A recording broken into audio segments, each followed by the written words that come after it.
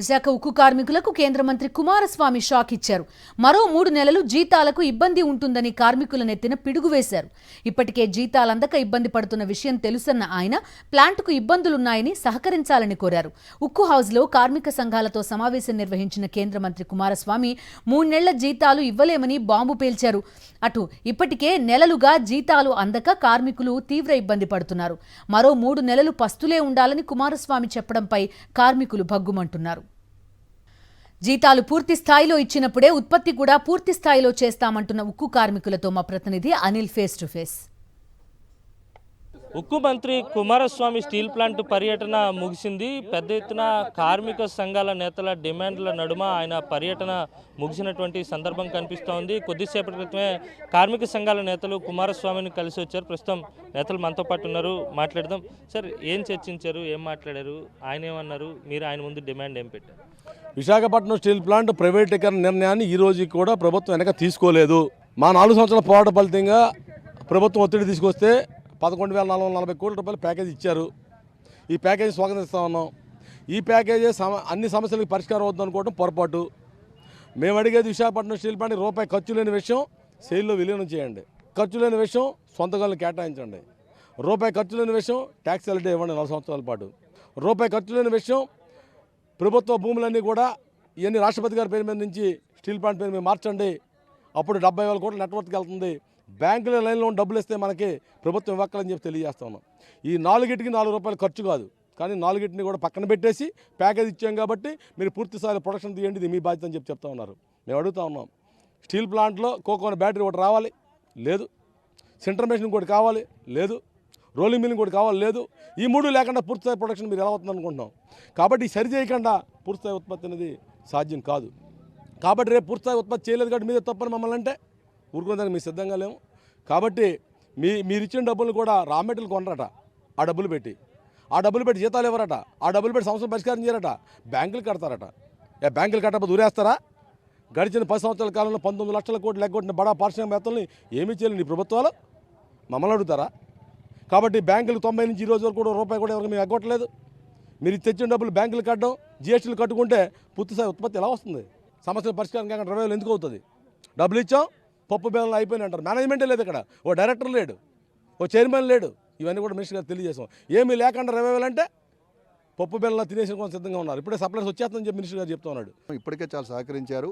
ఒక 2-3 నెలలు సహకరించండి అని చెప్పారు. మేము సహకరిస్తాం, కానీ ఎంప్లాయీస్ని ఎవరిని తొలగించడానికి వీలు లేదు. వారికి రావాల్సిన ఆర్థిక న్యాయబద్ధంగా ఒక 30 రోజులు పనిచేసిన వెంటనే జీతాలు ఇవ్వడానికి ప్రయత్నం చేయండి.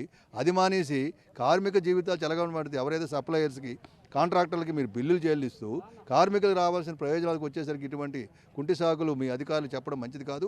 వారి విధానాన్ని మార్చడానికి మీరు ప్రయత్నం చేయండి అనే మాట కూడా చెప్పడం జరిగింది.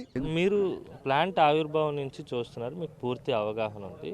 ఇప్పుడు చాలా సమస్యలు ఉన్నాయి ప్లాంట్లో, కార్మికులకైతేనేమి ప్లాంట్లోనైతేనేమి సమస్యలు ఉన్నాయి. కానీ కేంద్ర మంత్రి మాత్రం ఈ ఏడాది ఆఖరిలోపు బ్రేక్ ఈవెన్ చేస్తామని చెప్తున్నారు.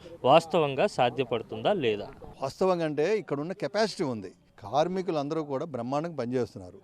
మీకు సెప్టెంబర్ వరకు కూడా ఎటువంటి ఇది లేదు.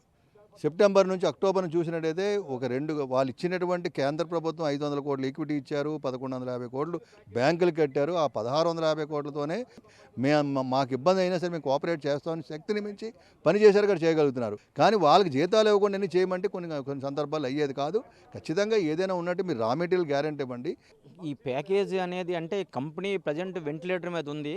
ఈ ప్యాకేజ్ అనేది వాళ్ళే చెప్తున్నారు, గవర్నమెంటే 35,000 కోట్లు అవుట్ స్టాండింగ్ ఉంది దీనికి అని చెప్పి 11,000 కోట్లు ఇచ్చారు. అంటే 30% మాత్రమే ఇచ్చారు, 50% కూడా సహాయం చేయలేదు. మినిస్ట్రీ ఆఫ్ స్టీలే వాళ్ళు 18,000 కోట్లు అడిగారు. ఒక ఎస్బీఐ క్యాప్స్ని ఒక కన్సల్టెంట్ పెట్టి ఈ స్టీల్ ప్లాంట్ రన్ అవ్వడానికి ఎంత డబ్బులు కావాలో మీరు రిపోర్ట్ ఇవ్వండి అంటే వాళ్ళు అన్ని ఫైనాన్షియల్గా బ్యాంకులు దాంతో మాట్లాడి 18,000 కోట్లు గవర్నమెంట్ ఇస్తే స్టీల్ ప్లాంట్ రన్ అవుతుంది అని చెప్పి వాళ్ళు రిపోర్ట్ ఇచ్చింది. ఆ 18,000 కోట్లు మన మినిస్ట్రీ ఆఫ్ స్టీల్ అడిగితే కేంద్ర ప్రభుత్వం 11,404 కోట్లు ఇచ్చింది. అయితే మా జీతాలకే కార్మికులు 1000 కోట్లు వాళ్ళ బ్యాలెన్స్ ఉన్నారు. 4 నెలల జీతాలు, పిఎఫ్, అలాగే రిటైర్ అయిన కార్మికులకి లీవ్ ఎన్కేస్మెంట్ ఇవన్నీ కూడా చాలా ఉక్కు కార్మికులు ఉద్యోగులకే 1000 కోట్లు కంపెనీ బకాయి ఉంది. ఆ బకాయిలు తక్షణమే చెల్లించాలని చెప్పాం. ఇది మొత్తం మీద స్టీల్ ప్లాంట్లో క్షేత్రస్థాయిలో చాలా సమస్యలు ఉన్నాయి. ఆ సమస్యలన్నీ క్లియర్ చేస్తేనే స్టీల్ ప్లాంట్ రివైవ్ అవుతుంది. లేని పక్షంలో మళ్ళీ సమస్య యథాతథంగా ఉంటుంది. ఏదైతే ప్యాకేజీ ప్రకటించారో ఆ ప్యాకేజీ పూర్తిగా అప్పులకు వడ్డీలకు మాత్రమే వెళ్ళిపోతుంది. ఈ సమస్యలన్నీ క్లియర్ చేయాలని కూడా కుమారస్వామిని కోరడం జరిగింది. మరో 3 నెలల పాటు జీతాలకు కూడా ఇబ్బందిగా ఉంటుందని కోఆపరేట్ చేయాలని కూడా కేంద్ర మంత్రి కార్మిక సంఘాలను విజ్ఞప్తి చేశారు. కానీ ఈ సమస్యలన్నీ వెంటనే పరిష్కరించాలని కార్మిక సంఘాల నేతలు డిమాండ్ చేశారు. లేని పక్షంలో సొంత గనులు కేటాయించడం కానీ లేదంటే సెయిల్లో విలీనం చేసే ప్రక్రియను కానీ ముందుకు తీసుకెళ్లాలని కూడా ఆయనకు విన్నవించడం జరిగింది. ఏదేమైనప్పటికీ కూడా కేంద్ర మంత్రి అయితే మాత్రం స్టీల్ ప్లాంట్ని రివైవ్ చేస్తామని చెప్తున్నారు. కార్మిక సంఘాల నేతలు అయితే మాత్రం ఒరిగేది ఏమీ లేదు, ఖచ్చితంగా ఉన్నటువంటి సమస్యలను పరిష్కరించాలని డిమాండ్ చేస్తున్నారు. వీడియో జర్నలిస్ట్ రమేష్ రెడ్డితో కలిసి అనిల్ సాక్షి టీవీ స్టీల్ ప్లాంట్ నుంచి.